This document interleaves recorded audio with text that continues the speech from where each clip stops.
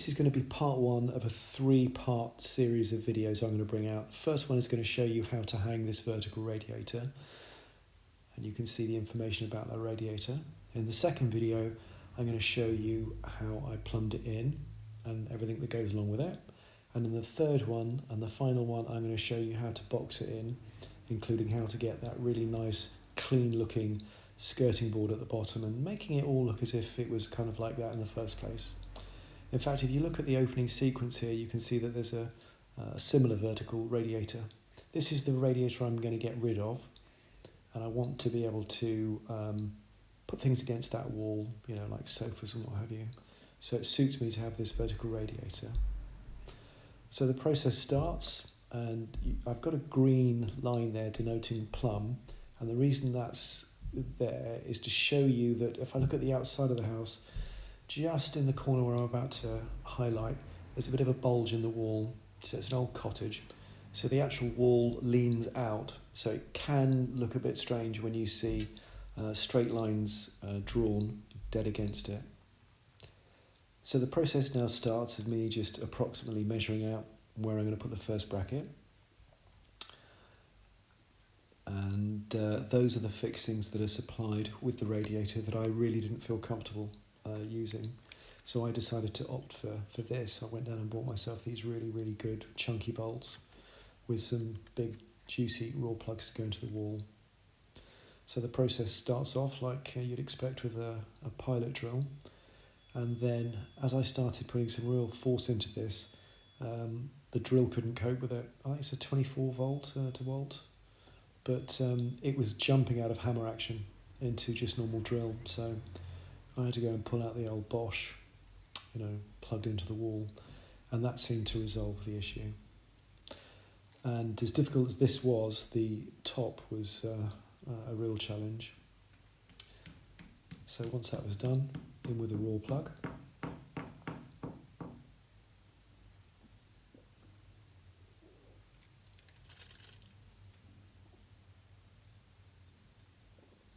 And this is something that I like.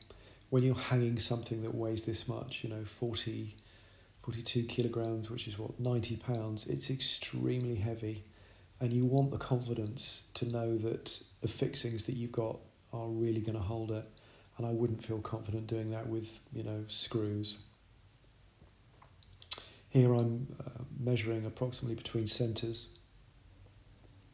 And this is going to give me an idea where I'm going to drill the second hole.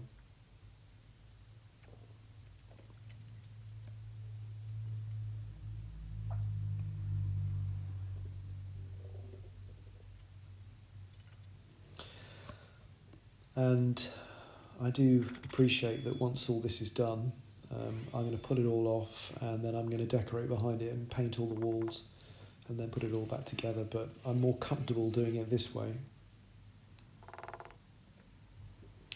Now at this point, a top tip is when you get the raw plug stuck, I've only got 4 of those, and they came specifically with these big bolts. So by putting a screw into it and then putting the pliers on the outside of that, it means that you don't damage it at all. So that's a good trick.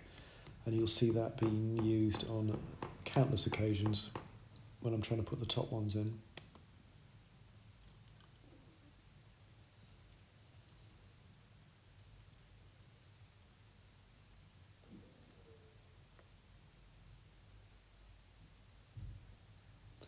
Here I am sort of trying to reassure myself that I've got those in the right position, because I've now got to pick this 42 kilos up and balance it so it sits correctly, and I don't want to scratch it or damage it.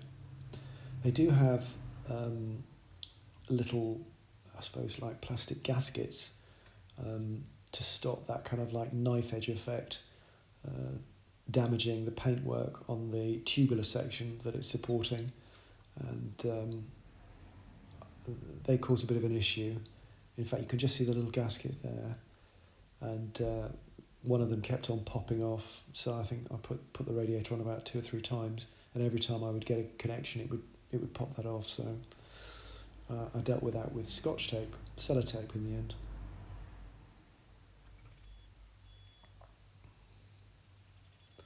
Now where I'm drilling now, there is a huge lump of flint in there, and as soon as I get some proper depth, you can see on the outside of the wall there, that's actually the stars denoting where I'm drilling. But as I'm drilling now, it's diverting the drill up, and when I get back to it, yeah, you can see the drill's going up. Every time I try to go straight, the tip of it is just literally bounced up, and this seems like a real challenge. And I'm thinking, I can get it in, and I've had to speed this up because it probably took me 10 or 15 minutes of trying to pull raw plugs out, drill holes, and put them back in again, because I don't want to overcook it. I don't want to make the hole too weak. But I'm literally using the tip of that masonry bit to try and chisel some of the flint inside so that I can get this raw plug in. But at this point I've got a couple of the barbs in there, and it's almost impossible to get out, but I did manage it in the end. And here I am. You can see as the drill goes in, it rides up. A real nightmare. Oh, that was so good that went in. So here I am bolting it, and I could have edited this, and this could have been the end of it, and I could have hung this up and gone, yep, and there you go, that's how it's done. But this is the reality of it. So now I heave that into position, lining it up, and what I'm trying to get is level, which I failed with, and I'm also trying to get it so that there is an equal distribution of weight on all four brackets, and that bit's okay, but the sheer fact that you can see the red line to the right is parallel to it, it just goes to show how far out it is. So I've got two choices. I can lift things up on the right hand side and drop things down on the left hand side. And so here I have a bit of a senior moment, and I slacken it off to try and push it up, and then realise that there just isn't there's no room to accommodate that kind of movement. So I decide to unscrew the other side, and then I take a file to it. So with a bracket upside down, I'm filing the top away so that effectively I can push the bracket down.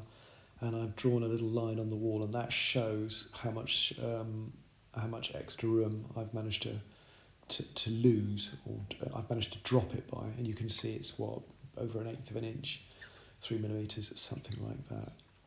So I then hang it all back up again, and at that point I'm thinking, oh yeah, this is okay, but the top of it's rocking, so it's supported at the bottom, but it's not supported at the top. It's actually hanging on that one in the corner there, so I need to bring that one down.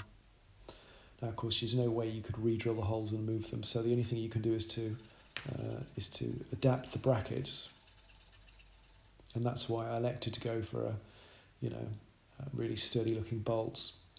And I also bought some washers as well, just to sort of further even out the pressure of the head of the bolt against the actual bracket itself. And I must admit, this is a really hot day, and in fact it's so hot that I've got the window shut, because it's about 30, 33, 34 degrees outside, and it's slightly cooler in the house, but it's very stuffy. And I have to say, picking this thing up and taking it off and taking it on, I certainly knew about it the next day. So more adjustments.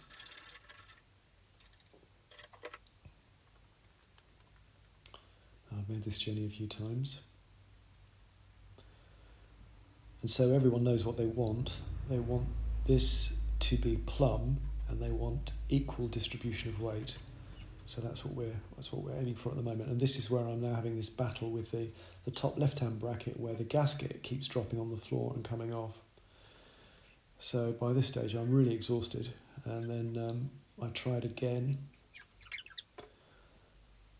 There are a few choice words made that you can't hear, and then I reach for the old Scotch tape, and then I just put a bit of tape on it, real simple, and that holds it in position long enough for it to sit there and take the weight of the radiator. And that is how I got my radiator on the wall. That's what I would recommend you do, get better fixings. And if this interests you and you want to see more, obviously there's going to be part 2 coming up shortly. There we are, nice and plumb. And then part 3 with the boxing in. Thanks for watching.